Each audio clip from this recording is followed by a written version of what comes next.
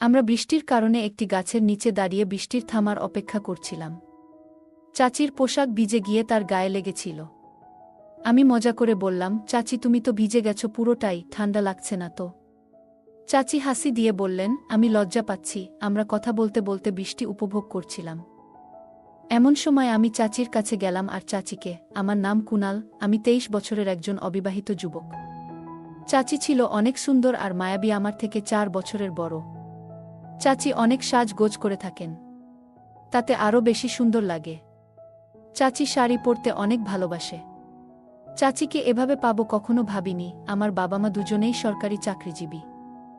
পড়াশোনা শেষ করার পর আমি একটি কোম্পানিতে ইন্টারভিউ দিয়েছিলাম।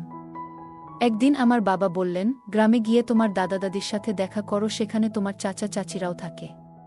কিছুদিন সেখানে থাকো, তারপর আমাদের কাছে ফিরে আসো। এরপর আমি বাইক নিয়ে গ্রামের উদ্দেশ্যে রওনা দিলাম এবং প্রায় 15 ঘন্টা পর গ্রামে পৌঁছলাম। যাত্রা শেষে রাত প্রায় 11টার দিকে আমি গ্রামে পৌঁছলাম। প্রায় 4 বছর হয়ে গেল শেষবার দাদা দাদির বাড়ি আসার পর থেকে। আসলে লকডাউনের আগে বাড়িতে আসার ইচ্ছা থাকলেও আসা সম্ভব হয়নি। 10ম শ্রেণী পর্যন্ত পড়াশোনার চাপ থাকায় বাড়িতে বেশি আসতে পারিনি। আমার এক চাচা শ্রমিক হিসাবে কাজ করতেন এবং নিজের খরচ সামলানোর জন্য কঠোর পরিশ্রম করতেন। তবে মাঝে মাঝে মদের প্রতি তার আসক্তি বাড়তে থাকায় সমস্যা তৈরি হয়েছিল। দাদা দাদি অনেকবার তাকে বোঝানোর চেষ্টা করলেও তেমন কোনো পরিবর্তন আসেনি। যখনই বাড়িতে আসতেন তিনি মদ খেয়ে আসতেন। চাচা নিজেও মাঝে মাঝে আমাকে কিছু দিতে চাইতেন, তবে আমি সব সময় তা এড়িয়ে চলতাম। চাচির সাথে আমাদের সম্পর্ক ছিল বন্ধুত্বপূর্ণ, তিনি সব সময় আমার খেয়াল রাখতেন। তাকে আমি শুরু থেকেই মনে মনে ভালোবাসতাম। আমার চাচিও খুব কাছের ছিলেন। চাচার জন্যে তিনিও মাঝে মাঝে মদ পান করতেন। আমরা রাতে বসে অনেকক্ষণ গল্প করতাম। আমার চাচি বিয়ে করেছেন এবং তিনি আমার থেকে মাত্র 4 বছরের বড়। চাচির সাজসজ্জা ছিল চমৎকার আর তার রুচিও ছিল প্রশংসনীয়। তবে চাচার ব্যস্ততার কারণে চাচা চাচিকে খুব একটা সময় দিতে পারতেন না। চাচি ছিলেন খুব সুন্দর, তার রূপ এবং পোশাক দেখলে যে কারো মন জয় কেড়ে নিবে। তিনি ছিলেন অসাধারণ। আমি চাচির কোনো প্রশংসা না করে শুধুই বললাম, আমাদের বাড়িতে বাচ্চাদের আনন্দ করা কবে দেখব? তিনি হাসি দিয়ে বললেন, তোমাদের সঙ্গে তো আমিও আছি, কিন্তু আমারও তো ইচ্ছা বাচ্চা নেয়ার। কিন্তু স্বামী আমার সঙ্গে সময় কাটানোর সুযোগ পায় না। চাচার বয়স তখন 45, তিনি এক তরুণীকে বিয়ে করেছিলেন। কিছুদিন খুব ভালো সময় কাটালেও পরে চাচা বেশি মদ্যপানে আসক্ত হয়ে পড়লেন, এমনকি ঘুমিয়ে পড়তেন বাসায় এসে। বাকি দুনিয়ার কোনো খবর রাখতেন না। চাচি একদিন আমাকে এসব কথা বলছিলেন। তিনি জিজ্ঞেস করলেন, তোমার কি কোনো গার্লফ্রেন্ড আছে? আমি বললাম, না, কোনো গার্লফ্রেন্ড নেই। মেয়েবন্ধু আছে অনেক, কিন্তু গার্লফ্রেন্ড নাই। তখন তিনি মজা করে বললেন, তোমাকে তো বেশ ভালো দেখতে, এখনও গার্লফ্রেন্ড হলো না? আমার বিশ্বাস হয় না তো। আমি মজা করে বললাম, আচ্ছা চাচি, তুমি আমার গার্লফ্রেন্ড হয়ে যাও না। তিনি হেসে বললেন, তুমি বোকা, আমি তো তোমার চাচি। আমি আবার বললাম, আমি তো শুধু মজা করছিলাম। পরে চাচি বললেন, তোমার চাচা কি কখনো আমাকে বেড়াতে নিয়ে গেছে? বিয়ের পর থেকে আমি এই বাড়ির 4 দেয়ালের মধ্যেই আছি। তার এসব বিষয়ে কোনো আগ্রহ নেই। আমি বললাম, আচ্ছা, তাহলে আমি একটু মজা করব, ড্রিঙ্ক করব। তুমি কি আমার সঙ্গে যোগ দেবে? চাচি তখন একটু হেসে বললেন, এখন দেরি হয়ে গেছে, ঘুমাতে যাওয়া উচিত। কাল কথা বলবো। অনেকদিন পর কারো সাথে কথা বলে ভালো লাগলো। তুমি সত্যি অনেক ভালো মানুষ। আমি যখন সবাই আমাকে এমনভাবে দেখছিল যেন আমি একজন ভিন্ন অঞ্চলের মানুষ, এবং সবাই খুব আন্তরিকভাবে আমাকে আপ্যায়ন করছিল। চাচি হাসি মুখে এসে বললেন, আমি বাইরে থেকে কিছু খাবার নিয়ে এসেছি। দাদা দাদি ঘুমিয়ে পড়ার পর আমি যে ঘরে ছিলাম সেখানে চলে আসলাম। চাচি আমার ঘরে এসে বসলেন। আমি আগে থেকেই কিছু ড্রিঙ্কস প্রস্তুতি নিয়ে রেখেছিলাম। চাচি বললেন, তোমার চাচা সবসময় আমাকে একটু দেশীয় পানীয় খেতে দিতেন, তবে এটা বেশ আলাদা। আমি বললাম, এই পানীয় পান করার পর কারো সামনে গেলেও কোনো গন্ধ থাকবে না, কেউ বুঝতেই পারবে না যে তুমি ড্রিঙ্কস করছো। এটা অনেক দামি ড্রিঙ্কস। আমরা কিছুক্ষণ গল্প করছিলাম। চাচি একটু ক্লান্ত হয়ে বিছানায় শুয়ে পড়েছেন, কিন্তু হাঁটতে পারছি না। এসব মদ পান করার কারণে হয়েছে। তুমি যদি আমাকে আমার রুমে পৌঁছে দাও, অথবা আমি তোমার রুমে ঘুমাই। আমি বললাম, আমারও এখন চলার শক্তি নেই, আমি তোমাকে রুমে পৌঁছে দেব, আর আজকে বিশ্রাম নিই। তখনই চাচি আমার হাত ধরে একটু বসতে বললেন। আমরা আরও কিছুক্ষণ কথা বললাম, হঠাৎ দরজায় কড়া নাড়ার শব্দ হলো। রাত তখন 12টা বাজে। দরজা খুলতেই চাচা আমাকে দেখে হাসলেন এবং সবকিছু স্বাভাবিকভাবে চলতে থাকল। তিনি আজও মদ খেয়ে এসেছেন। গতকাল রাতে কথা বলতে বলতে আন্টি রুমে চলে গেলেন। চাচার ঘর থেকে কিছু শব্দ ভেসে আসছে, আর আমি ভাবছিলাম যে হয়তো ওদের মধ্যে কোনো ঝামেলা হয়েছে। কিছুক্ষণ পর চাচি বাইরে এসে আমার কাছে এসে বললেন, তোমার চাচা এখন শুধু ঘুমানোর জন্যই বাসায় আসে, আমাকে তেমন একটা সময় দেয় না। আমি তার কথার ইঙ্গিত বুঝতে পারছিলাম, কারণ তার মন খারাপ ছিল। চাচির কপালটাই খারাপ ছিল, কারণ চাচা সব সময় মদ পান করে ঘরে আসতেন, চাচির কথা একটুকুও ভাবে না। মাঝে মাঝে তো মদ পান করে এসে চাচিকে মারধর করতেন। চাচি এসে আমার পাশে বসে বললেন, তুমি অনেক ভালো ছেলে, তোমার চিন্তাধারাও সুন্দর।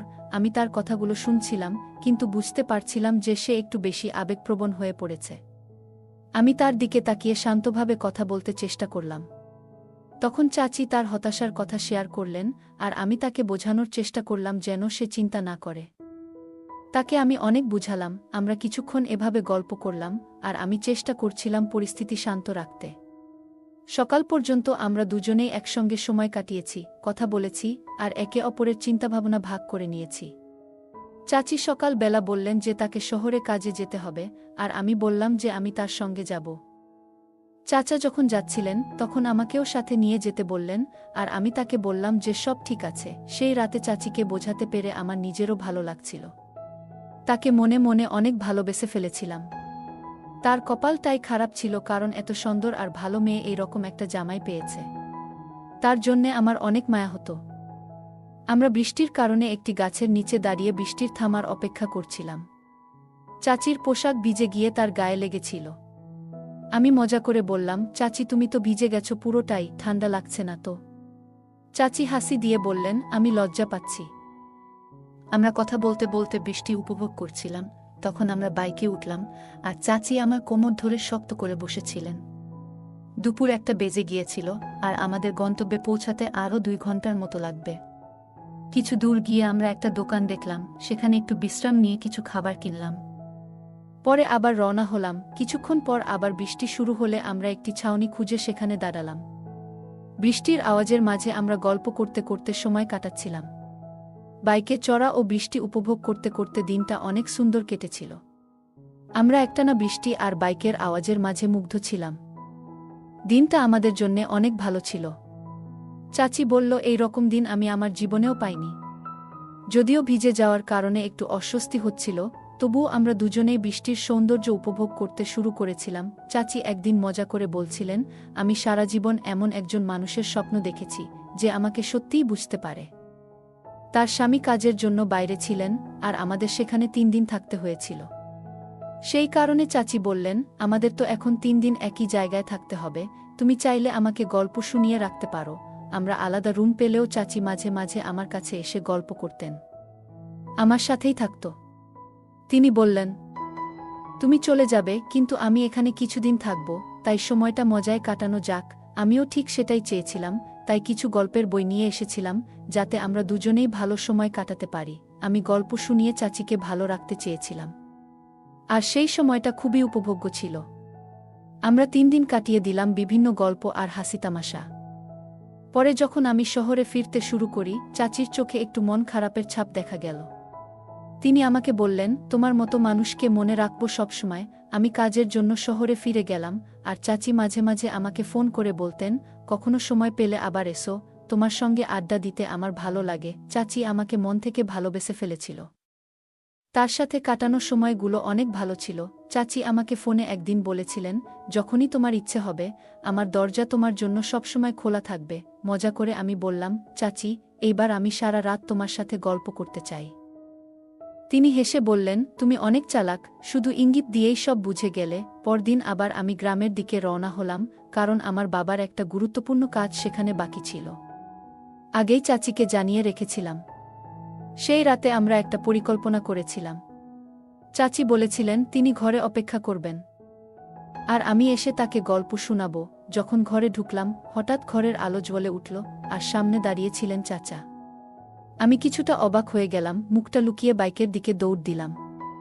কিন্তু ততক্ষণে গ্রামবাসীরা এসে আমাকে ধরে ফেলল। চাচা এসে বললেন, কি হয়েছে এখানে? আমি চুপ করে থাকলাম। গ্রামবাসীরা আমার থেকে জানতে চাইল, কি চলছে। আমি ভেবেছিলাম আর লুকিয়ে রাখার কোনো মানে নেই। তাই সবার সামনে বললাম, আমি চাচিকে খুব শ্রদ্ধা করি এবং তাকে ভালোবাসি। আমি মজা করে বলেছিলাম, আমাদের মধ্যে শুধু গল্পের সম্পর্ক, কিন্তু চাচা সেটা ভুল বুঝেছিলেন। তারপর আমি বুঝতে পারলাম, পরিস্থিতি সবার সামনে পরিষ্কার করা দরকার। শেষমেশ আমরা মিলে পরিস্থিতি স্বাভাবিক করলাম আর মজা করে বললাম, এটা শুধু ভুল বোঝাবুঝি ছিল। পরে আমি আবার কাজে ফিরে গেলাম আর সবকিছু ঠিক হয়ে গেল। একদিন এক ভয়ানক ভুল বোঝাবুঝি হলো। চাচি আর আমাকে একসাথে দেখে ফেলেছিল। চাচা একজন আমার চাচিকে কিছু অসম্মানজনক কথা বলল। চাচি হঠাৎ বললেন, এতদিন ধরে তুমি যদি আমাকে সময় দিতে, তাহলে আজ এই পরিস্থিতি হতো না।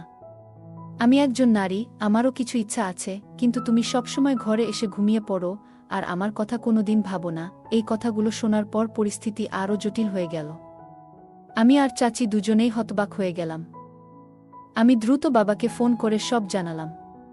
বাবা বললেন, এই পরিস্থিতির সমাধান দরকার, কোনোভাবে এটাকে ঠিক করতে হবে। এরপর চাচা বললেন, আমার আর এই ব্যাপারে কোনো সহ্যশক্তি নেই। আমাদের সম্পর্ক এখানে শেষ। চাচা আর চায়ের সাথে কোনো সম্পর্ক রাখবে না। সবার চোখে জল এলো আর কাঁদতে কাঁদতে আমরা সেখান থেকে চলে এলাম। সেই মুহূর্তে বুঝতে পারছিলাম না কি করব। পরিস্থিতি এতটাই জটিল হয়ে গিয়েছিল যে কিছু বুঝে ওঠা সম্ভব হচ্ছিল না। আমার আর চাচির মানসিক চাপের কারণে ভেঙে পড়েছিলাম। আমি খুবই দ্বিধায় ছিলাম, কি করব বুঝতে পারছিলাম না। বাইক চালানোও কঠিন হয়ে যাচ্ছিল। আস্তে আস্তে হেঁটে প্রথমে হাসপাতালে পৌঁছালাম। সেখানে কয়েকদিন থাকার পর কিছুটা সুস্থ হলাম। এর মধ্যেই আমার মনে হলো, কিছু সময়ের জন্য দূরে থাকাই ভালো হবে।